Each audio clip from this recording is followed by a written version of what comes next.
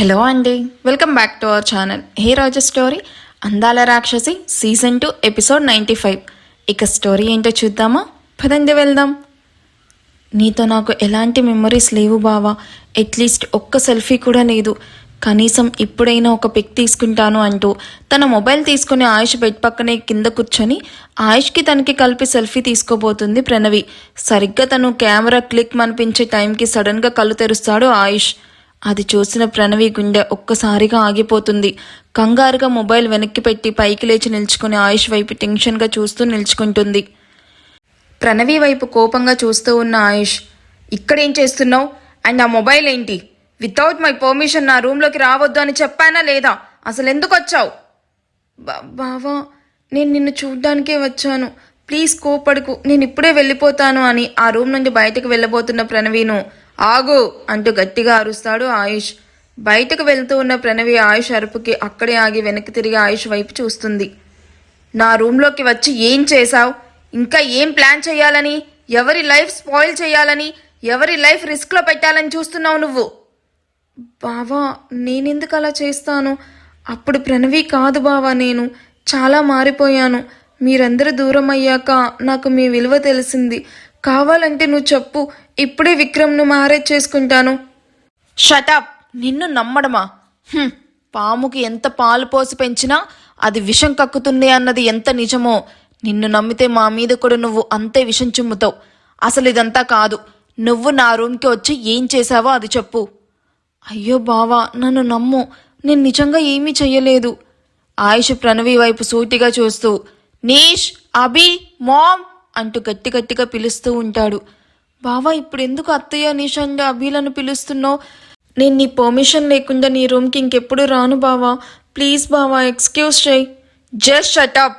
నోరు తెరిచావో చంపేస్తాను అంటూ మరోసారి నీష్, అభి అని అరవగానే అటుగా వెళ్తున్న అభికి ఆయుష్ వాయిస్ విని బావ ఎందుకు అలా పిలుస్తున్నాడు అని కంగారుగా పరిగెత్తుకుంటూ వచ్చి బావా, ఆర్ యూ ఆల్ రైట్ అంటూ ప్రణవిని చూసి ఆగిపోతుంది. అభి, ప్రణవి మొబైల్ తీసుకొని చెక్ చెయ్యి. తను ఇందాక మొబైల్లో సంథింగ్ ఏదో చేసింది. ఓకే బావా అని ప్రణవి వెనక దాచిన మొబైల్ లాక్కుని స్క్రీన్ లాక్ ఓపెన్ చేయగానే కెమెరా ఆన్లో కనిపిస్తుంది. బావా, ఇది కెమెరా ఆన్లో పెట్టుకోనుంది. మేబీ నీతో పిక్స్ తీసుకోవాలని ట్రై చేసినట్టుంది. నో వాట్ బావా, నువ్వు కోమాలో ఉన్నప్పుడు కూడా నీకు కిస్ పెడుతూ పిక్స్ తీసుకోవాలి అని చూసింది. బట్ ఆ టైంకి నేను వచ్చాను కాబట్టి దీన్ని 4 పీకి రూమ్ నుండి బయటకు నెట్టేశాను. ప్రణవి భయంగా ఆయుష్ వైపు చూస్తూ ఉంటుంది. ఆయుష్ ప్రణవి వైపు అంతే సీరియస్గా చూస్తూ వెళ్ళి కృష్ణదేవ్ మావయ్యను పిలుచుకుని రా అభి. బాబాయ్ వాళ్ళు ఆఫీస్కి వెళ్ళిపోయారు బావా. హో సరే, ఈవినింగ్ వచ్చాక మామయ్యతో నేను మాట్లాడతాను, కానీ రీసౌండ్ వచ్చేలాగా గట్టిగా ప్రణవికి స్లాప్ ఇవ్వు. సౌండ్ కిందకి వినిపించాలి. షోర్ బావా అంటూ ప్రణవిను లాగిపెట్టి కొడుతుంది. చంప మీద చేయి వేసుకుని అభి వైపు కోపంగా చూస్తూ తన మొబైల్ అభి దగ్గర నుండి తీసుకోబోతుంది. అభి ప్రణవి మొబైల్ను ఆయుష్ ముందే 4 ముక్కలు చేసి గెట్ అవుట్, ఇంకోసారి బావ రూమ్లో కనిపించావో I will kill you. Pranavi Abhi వైపు చూస్తూ ఈ రోజుని బాగా గుర్తుపెట్టుకో అంటూ అక్కడి నుండి వెళ్ళిపోవడం చూసి అభి వెటకారంగా నవ్వుతూ ఆయుష్ వాటర్ అడగడంతో అవి తాగించి అక్కడి నుండి వెళ్ళిపోతుంది. ఈవినింగ్ స్కూల్ వదలగానే దియాను పిక్ చేసుకోవడానికి 10 మినిట్స్ ముందే ఆషి దియా స్కూల్కి రీచ్ అవుతుంది. డైలీ అది ఆషి రొటీన్లో పార్ట్ అయిపోతుంది. మార్నింగ్ డ్రాప్ చేయడం అండ్ ఈవినింగ్ పిక్ చేసుకోవడం. ఆషి ఎన్ని వర్క్స్ ఉన్నా అది మాత్రం మిస్ అవ్వదు. ఇవాళ కూడా ఇప్పట్లాగే దియా కోసం తన స్కూల్ దగ్గర వెయిట్ చేస్తూ ఉంటుంది. కాసేపటికి దియా తన ఫ్రెండ్స్తో మాట్లాడుతూ స్కూల్ బయటికి రావడం చూసిన ఆషి దియాకు ఎదురు వెళ్ళి నవ్వుతూ తనని ఎత్తుకుంటుంది. మమ్మ వచ్చేసావా అని ఆషిని చూసి నవ్వుతూ తన ఫ్రెండ్స్కి బాయ్ చెప్పి ఆషి మెడ చుట్టూ చేతులు వేస్తూ మమ్మ ఇవాళ స్కూల్లో ఏం జరిగిందో తెలుసా అని మార్నింగ్ టు ఈవినింగ్ జరిగిన ఇన్సిడెంట్స్ అన్నీ చెప్తూ ఉంటుంది. సో నా క్యూటీ అన్ని సబ్జెక్ట్స్లో టాప్ స్కోర్ చేసిందన్నమాట. వెరీ గుడ్ గర్ల్ అని కారులో కూర్చోపెడుతూ దియాకి కిస్ పెడుతుంది. మమ్మ, నేను టాప్ స్కోర్ చేస్తూ నాకు పానీపూరి తినడానికి పర్మిషన్ ఇస్తా అన్నావు కదా, so I want panipuri right now. Diya, బయట ఫుడ్ చాలా అన్హైజీనిక్గా ఉంటుంది. మహల్కి వెళ్ళగానే నువ్వు అడిగిన పానీపూరి ప్రిపేర్ చేస్తాను, ఓకే? బయట పానీపూరి చాలా టేస్టీగా ఉంటుందంట. నా ఫ్రెండ్స్ చెప్పారు. I want to taste that puri. But Diya, ఈ విషయం ఆయుష్ గారికి తెలిస్తే నిన్నేమనరు, నన్ను మాత్రం అన్ని లాంగ్వేజెస్లో ఉన్న బూతులతో తిడతారు. మనకు అవసరమా చెప్పు? బుద్ధిగా మహల్కి వెళ్ళి గుడ్ గర్ల్ లాగా పానీపూరి కుక్ చేసుకొని తిని పచ్చుకుందాం, okay? Okay, but next time మాత్రం నాకు బయట పానీపూరి కావాలి. అలా అయితేనే ఇప్పుడు నేను నీకు ఓకే చెప్తాను. బాబు బుద్ధులు ఎక్కడికి పోతాయి అని కొనుక్కుంటూ, అలాగే cutie, shall we start? Okay ma'am అంటూ దియా గ్రీన్ సిగ్నల్ ఇవ్వగానే ఆషి నవ్వుతూ దియా పక్కనే కూర్చొని డ్రైవ్ చేస్తూ ఉంటే దియా కబుర్లు చెప్తూ ఉంటుంది. ఇద్దరు మహల్కి రీచ్ అవ్వగానే ఫాస్ట్గా ఫ్రెష్ అయ్యి అందరితో పాటు కూర్చొని కాసేపు టైం స్పెండ్ చేశాక ఆషి కిచెన్లోకి వెళ్ళి దియా అడిగిన పానీపూరి ప్రిపేర్ చేయడంలో బిజీ అవుతుంది. దియాకి మాత్రమే కాకుండా మహల్లో ఉన్న అందరికీ, ఈవెన్ మేడ్స్కి తన చేతి పానీపూరి టేస్ట్ చూపిస్తుంది ఆషి. ఎవరి పానీపూరి బౌల్ వాళ్ళకి ఇచ్చేసి దియాని ఎత్తుకుని ఆయుష్ వీల్ చైర్ పుష్ చేస్తూ గార్డెన్ వైపు నడుస్తారు. చల్లగాలి వీస్తూ చాలా ప్లెజెంట్గా ఉన్న గార్డెన్లో కూర్చొని దియాకి పానీపూరి తినిపిస్తూ ఆయుష్తో బిజినెస్ ఎలా రన్ అవుతుంది ఏంటి అని మాట్లాడుతూ ఉన్న ఆషికి కాల్ రాగానే కాల్ లిఫ్ట్ చేసి మాట్లాడుతూ, సడన్గా మీటింగ్ ఏంటి, అది కూడా 6కి, నేను మహల్లో ఉన్నాను, టుమారోకి పోస్ట్ పోన్ చెయ్యండి.